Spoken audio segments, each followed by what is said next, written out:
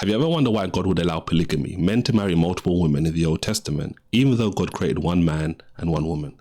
That's what I'm going to break down in today's video. And this was based on someone asking me to do a video on this topic. So hopefully this helps you, and hopefully this will help everyone else who has this question in their mind as well. I'm not going to really go into Genesis 1 and 2 too much in this video because it's kind of already baked into the question. All I'm going to say about that is most people know who have read the creation account in Genesis chapter 1 and Genesis chapter 2 that God obviously made Adam and Eve. He made one man, he made one woman, and the two become one flesh. That's how chapter 2 ends.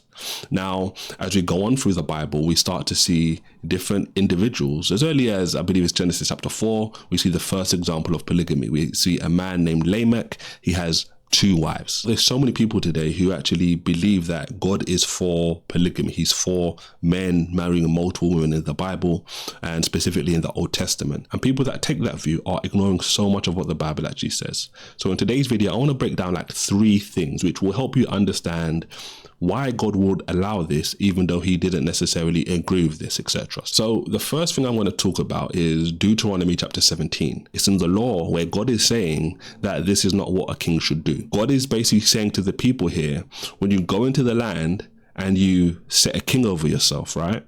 He says in verse 15, set a king over you who's from your brothers, right? So basically an Israelite. Don't let someone who's not an Israelite become a king over you. And then he says in verse 16, but he shall not multiply horses to himself, nor cause the people to go back to Egypt, right? Just so he can go and multiply horses, because the Lord said, don't go back that way. So at this point in time, God is saying to the people here, when you get into the promised land, when time goes into the future and you have a king over you, make sure the king is an Israelite to rule over the people. And also at the same time, make sure he's not someone who's focused on multiplying horses, right? Or even going back to Egypt, going back to where they came from as slaves, just to multiply horses. And then he continues on this theme and says in verse 17, neither, so also, he shouldn't multiply wives to himself, that his heart turn not away, neither shall he greatly multiply to himself silver and gold. And the passage goes on. But the point is, God is here saying to the future king, don't marry multiple women, don't multiply wives. And the prime example of this as we go on through the Bible is King Solomon, because he's the wisest man to ever live. God blessed him with supernatural wisdom. And the very thing which God is saying here is what happened to Solomon. He multiplied women, and when he did that, they turned him away from God. Now, there's 2 reasons why I went to this passage. Number 1, because it's a clear passage where God is speaking against marrying multiple women. The second reason I'm highlighting this passage, because this is the king of Israel. This is the king. Now, the king is the representative of the nation, right? So the king is supposed to be the best of the nation. All the people are supposed to follow the king. What God is actually doing here is showcasing that, listen, this is the sort of nation I want to be represented, because the king was the one who represents God. Now, why is this significant? Well, because all day throughout the Bible, God is known to have one spouse, one bride, right? His people. That's it. So now you can understand why he's saying here, this is what the king should do, because God is presenting things in a certain way. He's created in Genesis chapter 1 to 2 in a particular way, which represents him. And then also at the same time, he's now telling the king of his people to do the same thing. You can see the alignment that God is presenting here. So the obvious question is at this point, well, I mentioned King Solomon already. His father David was a righteous person. Abraham was a man of faith. He had multiple wives, etc. Okay, Israel, I can see that God has put examples in the word like Deuteronomy chapter 17, talking to the king not to marry multiple women, etc. He's the representative. He's setting the standard, the example. But there are righteous people in the Bible who had multiple women. Why did God allow it? And the truth is, Jesus gives us the example in Matthew chapter 19. Jesus is being questioned about marriage and divorce, etc. And he gives some insight about that particular topic. And one of the things the religious leaders say to him at the time was, well, if that's the case, because obviously Jesus was giving them the truthful answer, which didn't line up with what they believed or what they desired. They say, well, if that's the case, then why did Moses give us the opportunity? Why did Moses write in the law that you can divorce your wife and give them a bill of divorcement, right? That was how they divorced back in the day in Israel.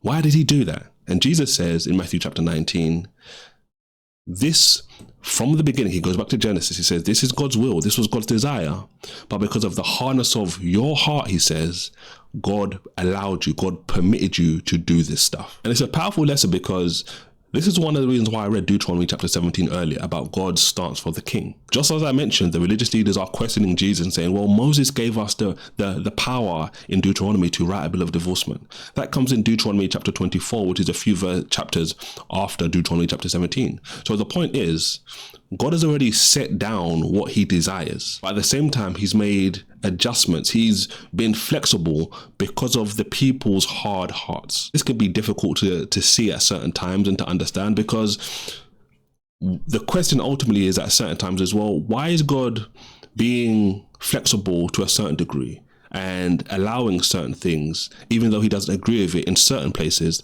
but not in other places? And it's a good question. It's one that we have to think about and wrestle over. But then at the same time, I always come back to, and we should always come back to, God knows better than we know. And that's exactly what the Bible says in Isaiah chapter 55. God's ways are not our ways, his thoughts are not our thoughts. We should always be pursuing his ways and his thoughts, right? We should be letting go of our lower thoughts and lower ways and pursuing his higher thoughts and his higher ways. And we may not always understand why God puts leeways in one place and not in another place, but we understand that he is the all-wise one. He has the best vantage point. He has all of the wisdom, all of the knowledge, and he's making decisions which best serve his plan. I want to talk about Matthew chapter 19 a little bit more because it's very helpful, because after Jesus gives this breakdown, right, they are now asking Jesus, the disciples are asking Jesus, are asking, well, if this is the way it's supposed to be, then it's good not to be married. And Jesus doesn't say, no, you're getting this wrong. He says, well, for those who are able to receive it, they can receive it. This is the same thing that Paul says in 1 Corinthians chapter 7 as well, when he's speaking about marriage. But the point we need to think about is this. God has a plan. God has a desire. He wants certain things to happen. He obviously knows who he's working with. We are a sinful group of people. We make sinful decisions. We have hard hearts at times. And if you think about it from this perspective, imagine if God was just super strict, I'd put it like that, based on everything he wanted to happen, we'd all be dead, right? This is the whole point of Jesus coming, because we are not perfect, we fall short, we make mistakes, and one sin makes us worthy of death. But God, as I already said, has in his infinite knowledge and infinite wisdom, his infinite plan, he knows what he's doing, and he's made things in a certain way.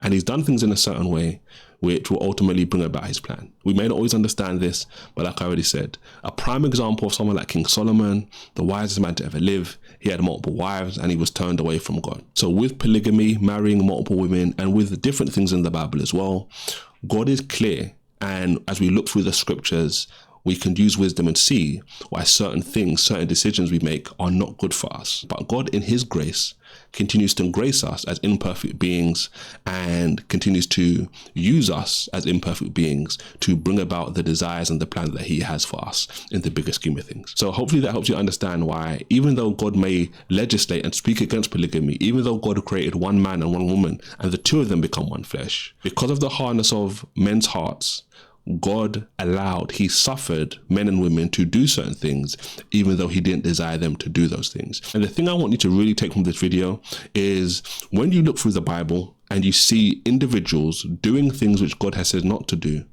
even in situations where he may not be bringing judgment right away, you can see as you read through those accounts, it always works out bad for them. So as wise children, we shouldn't go down those pathways because they will ultimately always lead into destruction in one way, shape or form. Hopefully that helps you. If you have any questions you want me to talk about in the future, leave them in the comment sections below and I'll see you on the next video. God bless.